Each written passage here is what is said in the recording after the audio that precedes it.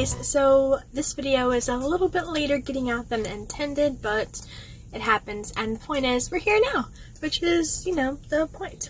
So today I'm going to share all of my sales from July. July was insane, a lot happened, and it was honestly a really good month. Before I get into that, how are you doing? I hope this finds you well, doing fantastic. And I really hope if you're a seller on any platform that July was really good for you, and whatever way you define success for your own business, whether it be financially through sales, making connections, meeting people, making a listing goal and sticking with it, a really good sourcing haul, whatever is success to you, I hope you made it. And even if you don't sell, I hope your month was awesome. So, July sales. We hit the starting gate running. First sale was on Mercari on July 3rd, and it was for this Undertaker figure doll thing. Funny story about this, I have automatic offers on Mercari where someone sends an offer, and if it's at or below the amount I set, it automatically accepts. Well, when you promote an item, and which I want to talk about in a later video, whenever you promote an item, it takes the price down 5%. You have to really be checking your automatic offer to make sure it coincides with your current price, because with this, the buyer sent an offer that I was willing to take. The app automatically counter offered it higher, and it's like, no, I can take this, at this price. Sorry about that. The app sent it, so just resend the offer, and really fast I went in there and lowered the price, that way it would go through. Thankfully, it all worked. It was fine. The buyer was totally understanding.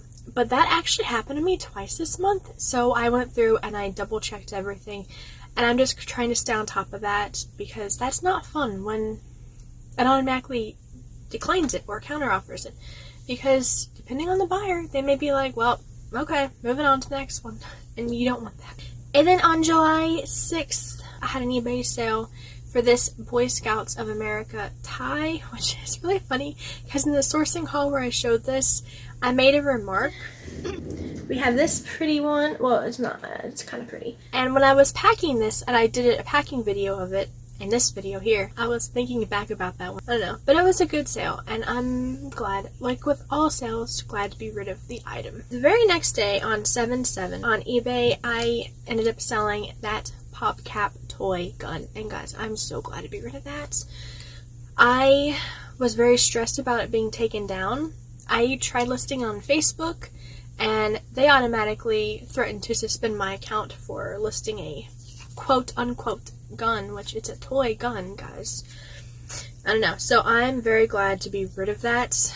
Not just oh yeah, it's out of my thing. No, it's gone, because I was really worried about it getting taken down, having issues along the way. And then 7/8, the next day, beginning of the month was insane, guys. On eBay, ended up selling an empty Animal Crossing Nintendo Switch game, the case. No game included, just the empty box. And I mentioned that in another video, a Stardew Valley one sold. Same thing, but this is Animal Crossing. This one was kind of odd because the buyer bought it, and it was super cheap, and I had sent them an offer. The original price was $4.99, and I sent them an offer for $4.25 or something. It's just an empty box. They accepted it and they bought it, and it's awesome, cool, great. And then not very long after, they canceled, and it's okay. And the reason for canceling was bought by mistake. So it's okay, fine, no big deal. But the very next day, the same person purchased it at the original listing price of $4.90, and I was really concerned about, was this another mistake, and if I ship it out, will they decide to cancel it?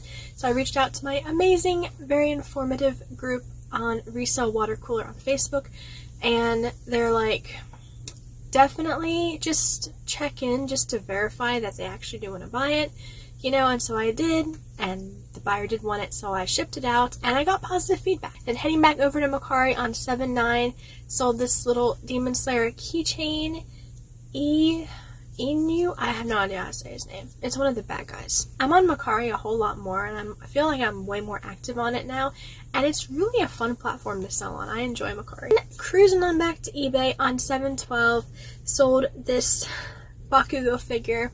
This is the one that had the delivery issue up in this video here. It has not been updated, and a viewer on that video kindly informed me that this has happened to them before, and basically it's a post office error. Nothing's gonna come of this, which was really good. Thank you for letting me know. So I'm basically just, letting it do its own thing and waiting for it to just kind of disappear on my sold page. And then on 7/13, also on eBay, finally sold that lot of Canon ink. Okay, so when I first started, I was watching other sellers on YouTube trying to get an idea of, like what sells, what should I avoid, what should I get to source, and someone said printer ink, really good thing to sell. They go by fast, and I'm like, okay, not for me. Not for me, unless I bought the wrong stuff. I bought some HP ink, this Canon ink, and I sat on it for like a year-ish. Now the HP stuff sold, it was either the beginning of this year or the end of last year, I can't remember. But it finally did sell, and I'm like, yes, I got rid of all of that. So I was very glad, and it sold just out of the blue, so that was wonderful. And I was really concerned about it getting returned in case it didn't work with the printer, because you do need to be careful about that. So ink may work for some people and maybe like a really good source of income. For me, it's not worth it, and I don't think I'm going to ever buy ink again unless it's like one of the new, not expired, these were all expired, and I did put that in the description and such and title, unless they're like brand new, one of the expensive kinds, and that's only if I get like a solid deal. Because honestly, between Goodwill and Thrift City, I bought all that ink. I think they were like $3 a piece. 3 here, and then the other was a lot of 4. So it was kind of pricey. And for what I got out of it, I don't know. I think I kind of lost a little bit of money on that, so it wasn't worth it for me. If it works for you, that's fantastic. Keep it up if it works. But for me, lesson learned, I'm just not doing ink anymore. And then on 7/15, on eBay, we had this Rainbow Shadow High Doll lot, which I have a video coming up in a couple weeks. Actually, a few weeks. It's kind of late. This was my very first international order, which I'll go through all of that in that video. This was another one of those where they bought it. They did cancel it because they said they had their own address, which I'm glad they caught that. And so then they repurchased it, and it worked out swell. But I was very excited to sell this. If you're a new seller and you're not quite sure or you're hesitant about doing international shipping, I would go for it. And this is me talking. I'm really hesitant on a lot of stuff. It is not a scary process, and it's not difficult. It's just like any other order where they buy it, you print the label, you take it to the post office, they take it from there. All you have to do on your end is just get it to the selling hub, which is like, mine was in Illinois, but there's one in Kentucky, I think somewhere else, I don't remember. But you just get it there, and then from there, they will take care of everything else. They will get it to the correct country, and they'll take care of returns and refunds and everything. You're 100% protected with this. As long as you go through eBay International Shipping, the EIS, you have to go through that.